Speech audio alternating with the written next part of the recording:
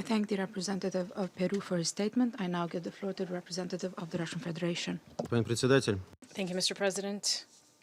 We welcome the participation in today's meeting of the First Deputy Prime Minister, Minister of Foreign Affairs, Ivica Dacic. And, Mr. Minister, we share the serious concern you voiced over the situation in Kosovo. We also thank the Special Representative of the Secretary General and the head of the UN Kosovo Interim Administration Mission, Mr. Tanin, for the very informative briefing on the situation in Kosovo. And overall, we share his assessments. We also thank the ASG for Legal Affairs, Joao Soares, for the clarifications provided. We have carefully listened to the statement by Ms. Flora Chitake as well. And honestly speaking, we don't have anything to thank her for other than lies, insinuations, and historical fantasies that serve to fuel hatred. Things that are not worthy of the Security Council chamber. And this is instead of simply providing apologies for the actions of her compatriots, which is frankly what we had hoped for and expected. Although the events in the north of Kosovo of May 28th of this year are not reflected in the SG's report on the situation in Kosovo, which is under the consideration, we believe that it would be fully logical to focus specifically on those events during today's meeting. The unlawful actions were so glaring, the unlawful actions of the Kosovo authorities.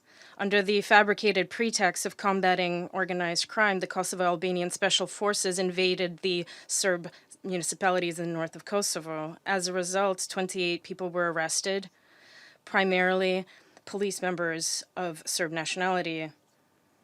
A UN mission staff member, a Russian citizen, was beaten and detained while carrying out his duties.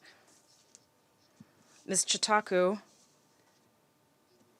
has just provided us with a version of Mikhail Krasnyshokov's action that completely does not follow any logic. And in fact, in Pristina, they can't even take the effort to get his last name right. According to their versions, he was felling trees for barricades, then neatly put his chainsaw away in the trunk, stood before the barricades, and refused to provide his ID. Do you even believe this yourself? This is utter nonsense.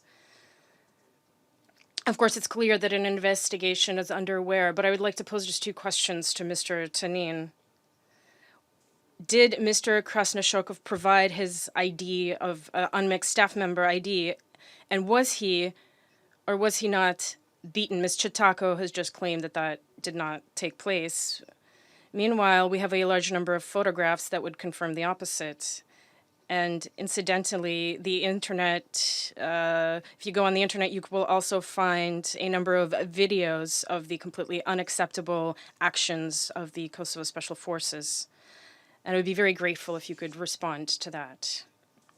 We would like to recall that during the dialogue between Belgrade and Pristina, with the participation and support of the West, an understanding was reached according to which the Kosovo Police Special Forces, which are armed with rifles, that they would not enter the north inhabited by Serbs. And this was a sort of agreement of honor that was not put down on paper. However, in recent years, such incursions are happening again and again, and this is being fully condoned by the KFOR, which does have the Security Council's mandate to ensure peace and security in Kosovo. We believe that those actions were intentional, they were meant to provoke, and they were demonstrative.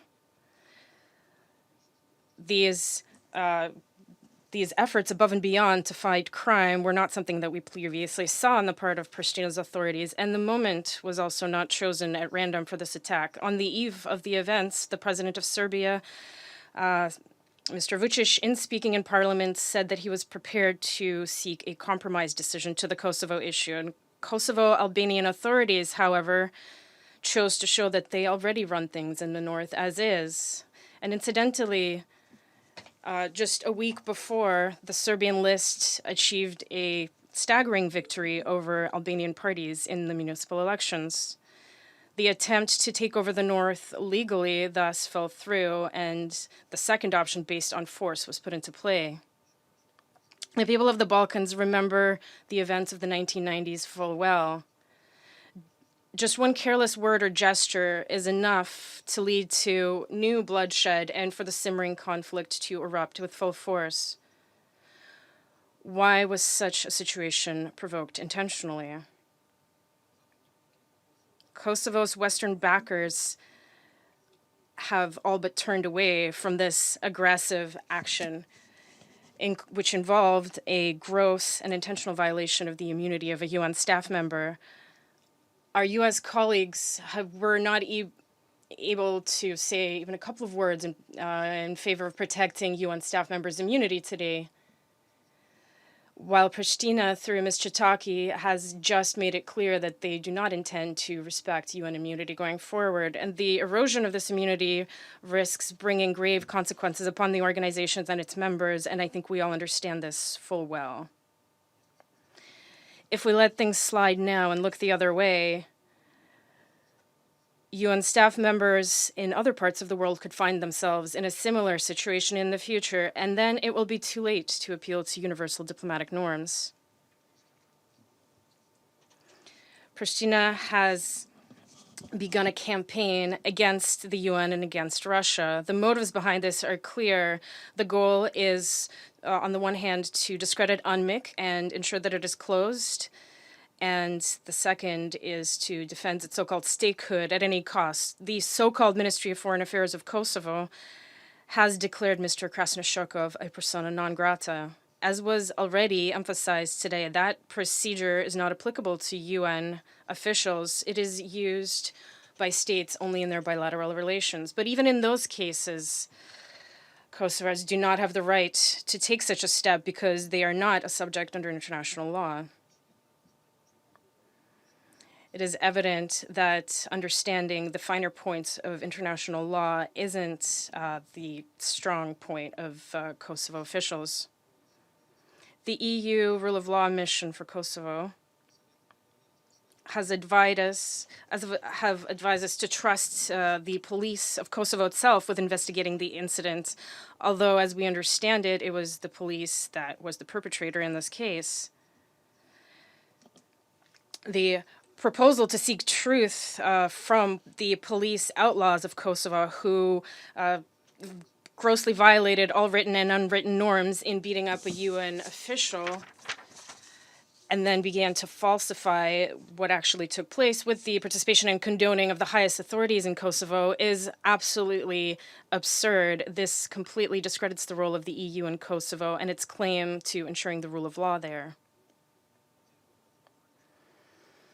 I would like to point out that this provocation involving a Russian staff member working in UNMIK is not something that is happening for the first time. A Russian UNMIK volunteer was previously detained by the Kosovo police under false pretenses, and now the so-called Ministry of Foreign Affairs of Kosovo is appealing to the Secretary General of the UN to draw down UN presence there, which is supposedly discrediting itself and is asking for a review of the mission. And this is all steps in the same chain. The Secretariat is using the same behind-the-scenes techniques to exert pressure on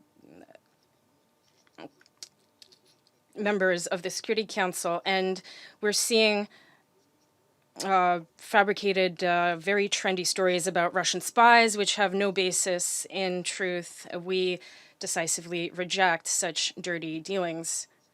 The mandates of peacekeeping operations should be considered here in this chamber, in the Security Council, and not be rewritten in the hallways. Mr. President,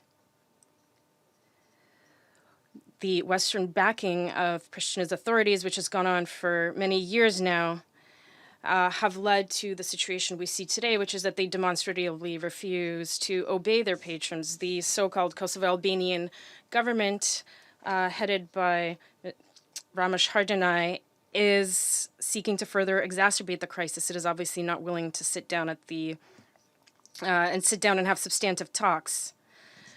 Brussels urging to normalize relations, which are somehow, for some reason, addressed to both parties, are only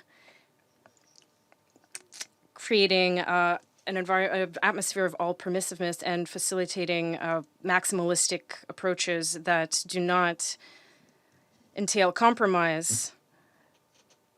The 100% import tariffs imposed in November 2018 on products coming from Serbia and Bosnia and Herzegovina are still in force. We see the so-called resolution on Serbian genocide adopted in the so-called Assembly of Kosovo on 16th of May along the same lines that only serves to fuel hatred between the two peoples. This whole chain of hasty anti-Serb actions only seeks to overcome the internal political impasse in which Kosovo finds itself permanently and is a reflection of clan disputes in Pristina, which we're clearly seeing. We continue to insist on the fact that the adoption by the so-called Parliament of Kosovo on December 14, 2018, to transform the Kosovo security forces into a regular army is a grave violation of Security Council Resolution 1244, which contains a clear requirement to demilitarize any armed groups of Kosovo Albanians and allows only for the presence of international forces on the territory of Kosovo. We note a lack of transparency in the activities of the NATO Bondsteel facility in Kosovo. What is the true purpose for the existence of that base? Perhaps it is the slow creeping inclusion of Kosovo in NATO. The Russian position on the Kosovo settlement is well known. We advocate for a viable, mutually acceptable agreement between Belgrade and Pristina on the basis of Security Council Resolution 1244. Pushing through a so-called final normalization between Belgrade and Pristina and linking it to any sort of artificial deadlines is something we believe to be destructive. A lasting solution to the Kosovo problem is impossible without approval not only from the parties but also from the Security Council, as what is at stake here is ensuring international peace and security. There's no alternative to the dialogue between Belgrade and Pristina. In that regard, I'd like to recall a key agreement reached as part of that dialogue, namely the establishment of a community of Serb municipalities in Kosovo, which the Kosovo Albanian authorities have been sabotaging and refusing to implement for 6 years now.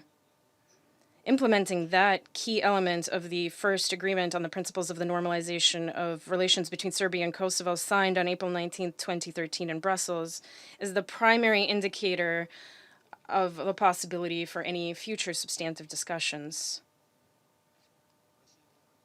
We draw the attention of the Secretariat of the United Nations to the need to closely monitor the situation, which, as the facts I've just stated show, requires strict monitoring from the international community. Mr. President, it is also evident to us that after today's meeting, those who, against common sense and the degradation of the situation on the ground, insist on reducing the amount of time allocated to the Kosovo issue in the Security Council, those people have been put to shame as a result of today's meeting. Our discussion has once again reaffirmed that without the Security Council's close attention, the Kosovo Albanian authorities will descend further into impunity. And this risks pushing the region into a new bloody clash where neither the members of the Security Council nor the leadership, this is something neither the Council nor the leadership of Serbia or neighboring countries have an interest in. Thank you very much. I thank the representative of the Russian Federation for his statement.